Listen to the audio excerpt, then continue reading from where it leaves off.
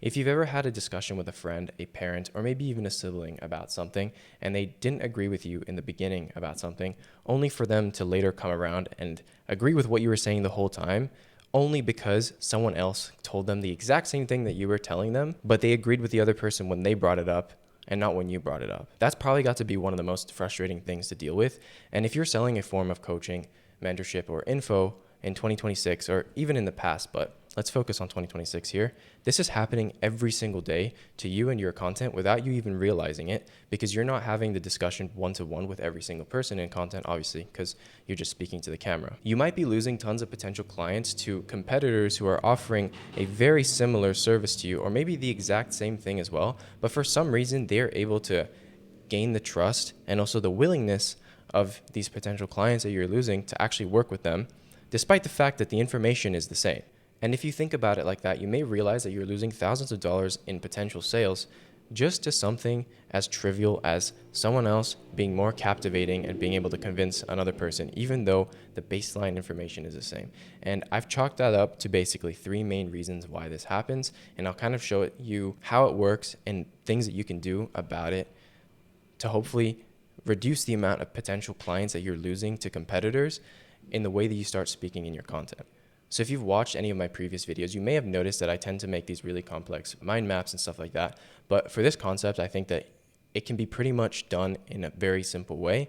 The difference between you and this person isn't necessarily the information, right? Like we just established before. These three things and the way that you package your information online in the form of content will ultimately determine whether somebody's going to choose to work with you or not. So when it comes to authority, a lot of it's got to do with optics. So what you're wearing, where you are, the experience that you have. So that's not quite optics, but the way you speak is also just kind of the way that somebody perceives you, right?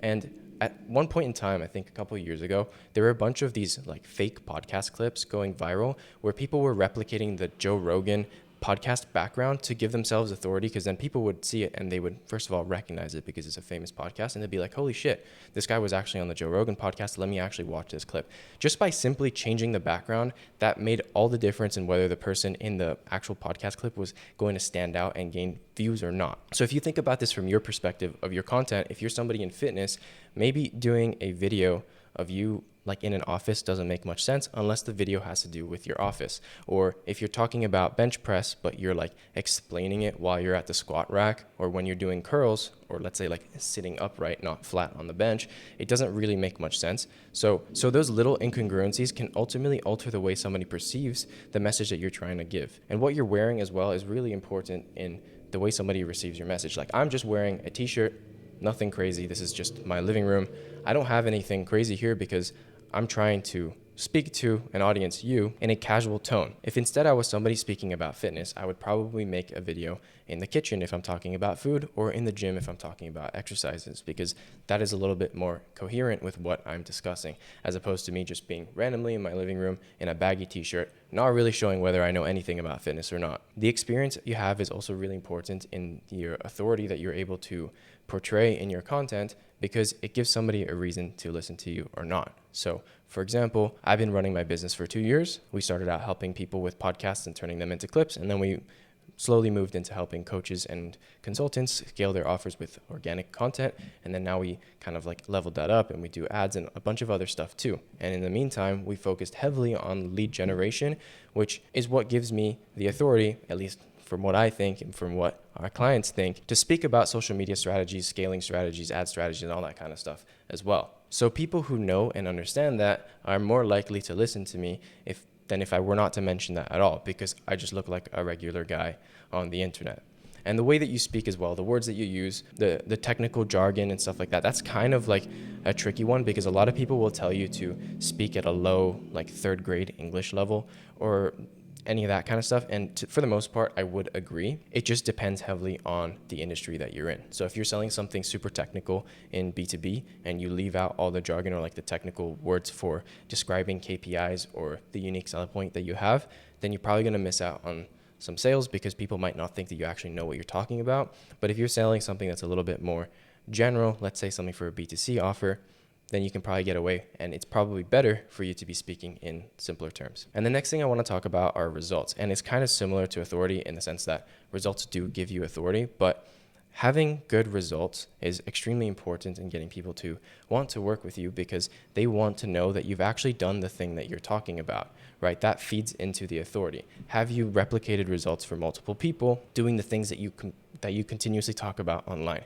And have you done it for other people as well? So sorry, this is meant to be like, have you done it for yourself, and have you done it for others? And one important thing that I'll add to this is, have you done it for others that are similar to the person that is watching the video, right? So if you are somebody who has a fitness offer, I'm just going to use fitness offer because it's like the easiest one to talk about, and you speak about helping like skinny people bulk up, but all your case studies are of people losing weight, it doesn't really make much sense. And so if you're able to find, or rather have, a client result that is really similar to the person that's actually watching the video and the story behind that person that you helped, it'll make the amount of weight of the message that you're saying that much better, because they're going to be like, oh wow, okay, this person actually helped somebody that is very similar to me. I don't want to ramble on too much about results because I think it's quite straightforward and intuitive.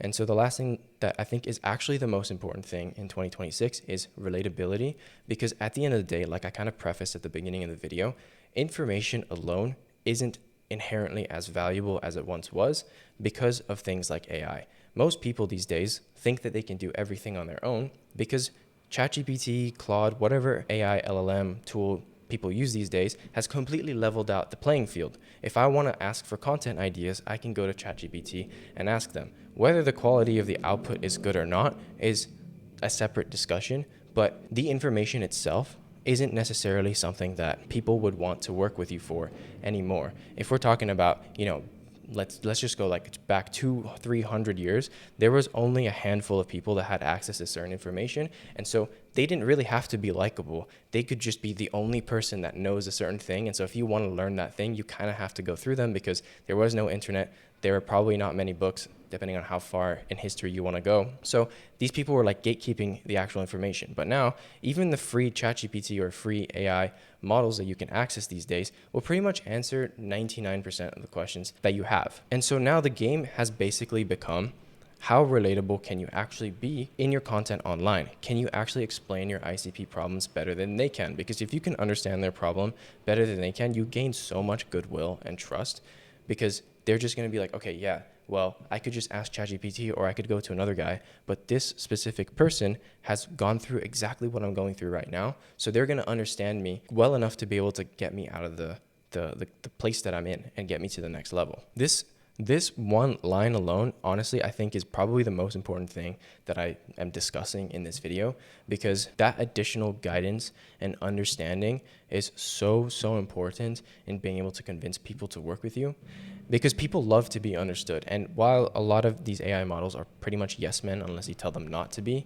they don't actually truly understand the situation as well as somebody who's actually lived through it, because real lived experience is so much more valuable than just any theory of like random people just doing research and kind of just, putting together a solution based off things that they haven't actually experienced. So this alone will make you able to stick out, because your unique experiences are completely unique to you. You're the only person who's lived your life, and you're the only person who's lived the exact same experiences. Of course, there are many people who have very similar experiences, but the way that you describe it, the way that you approach it, the way that you experienced it is different. And that alone can help you cut through the noise and get your ICP to understand their pain points as good as they can. But if you can take it up a notch and make it feel like you understand it better than them, then that's going to just blow your business up. Honestly, it's huge.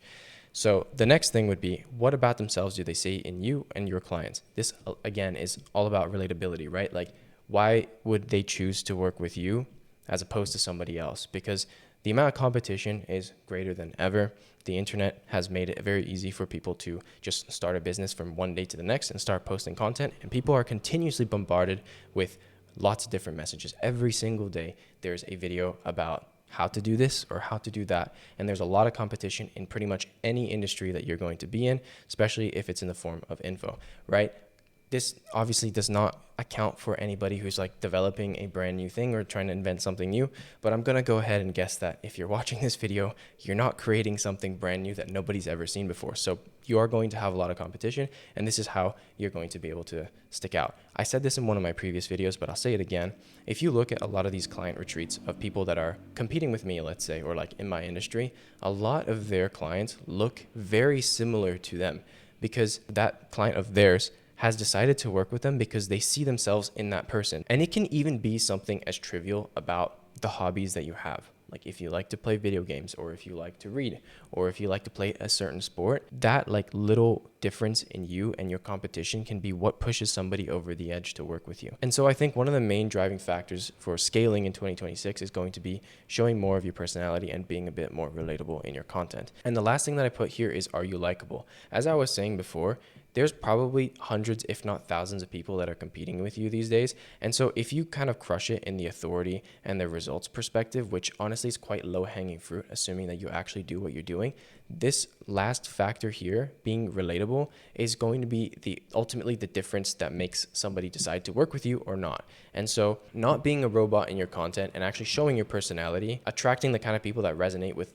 the things that you like, and just being a genuine person is going to separate you from other people, and it's ultimately the best possible outcome because you're going to attract clients that are going to be resonating and, let's say, having a similar belief system as you. So to give you a personal example, I grew up playing a lot of Call of Duty and I loved that game. My current business partner and I actually wanted to go pro. We would play hours and hours every single day after school, and of course we came to realize that that wasn't the life path that we were able to take and we didn't want to no longer take. But the point is, by me sharing that just now that I played a lot of COD growing up, if you happen to be somebody who played a lot of COD back in the day, we now have something else that we relate on. And this alone probably isn't a reason for why you would want to work with me or not, but it is something that I can use, or share rather, to relate with you as the viewer if you happen to play a lot of COD growing up. I don't know, leave a like on the video, I guess, comment below if you played, which one your favorite one was. But this separates me from all the other people in my industry that are speaking about the same things and have, different results than I do. Some of them better, some of them worse. But this could be just one of many different stepping stones that kind of help people go towards making a decision on whether they would want to work with me or not. I'm not going to go into like a whole personal ramble of all my stuff. I'm probably going to make more content about me as a person in the future, but I hope that kind of made sense. Okay, so to wrap all of this up, if you no longer want to be that person who is just giving all the information, but having people silently agree with you and then publicly agree with somebody else, like I was saying at the very beginning, these 3 things that we discussed in today's video is going to make a huge difference in the way people perceive your message, and then also decide whether they're going to work with you or not, with the most emphasis being on the last part that I was speaking about, being relatability. I hope you found this video useful. If you did, make sure to drop a like, subscribe, do all that kind of stuff. Feel free to check out any of my other videos. I'm going to suggest that you check this one out next because I think it's probably one of the most concise, comprehensive videos I've made. And for all the ex or current gamers out there, make sure to drop a comment below if you are currently scaling in coaching or info business and you were a gamer at some point in time. Let me know what your favorite game was. If you played Call of Duty, that would be really cool. And I'll see you guys in the next video.